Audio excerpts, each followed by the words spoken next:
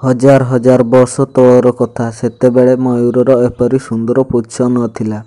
कुकुड़ा परी तार खाली दुईटी डेणा थिला। बैशाख मासरे उदुदिए द्विपहर बेल टाई टाई खरा हेउथाए। तले धान पकई देले खई फुटिजिव। जीवजंतु माने विकल होई किए बुदामूले किए पानी पाखरे पड़ी रहिछंती। खराकू बाहरिबाकू काहारी साहस न थाए।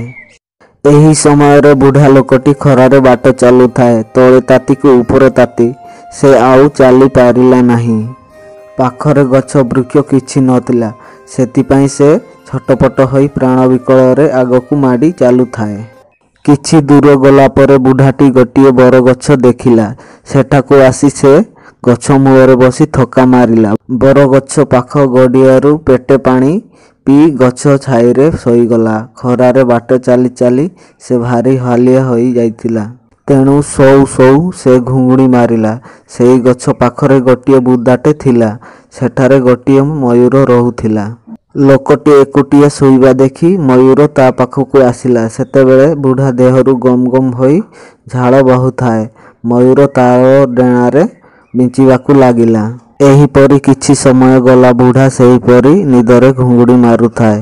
एतिकी बेले गोटिए गोखर सापटी बुढ़ा आड़कू आसिला। मयूर देखिला साप निश्चय बुढ़ाकू चोट मारिबो। बुढ़ाकू चोट मारिबा पाई साप जेमिति फणा टेकिछि मयूर ता थंटरे फणाकू कामुड़ी धरिला। तापरे सापटीकू दी खंड करी खाईदेला। किछि समय परे बुढ़ा आखि खोली निदरू उठिला। मयूर ताकू बंची थिबार देखि से भारी खुशी हेला। मयूर कहिला, तुमको शोइथिबा समयरे गोखर साप चोट मारुथिला। मु ताकू मारी खाईगली।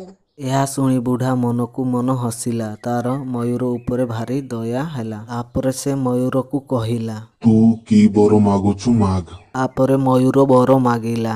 ମତେ ସବୁଠାରୁ ସୁନ୍ଦର ପୁଚ୍ଛ ଦିଅ। ବୁଢ଼ା କହିଲା, ତାହା ହେଉ।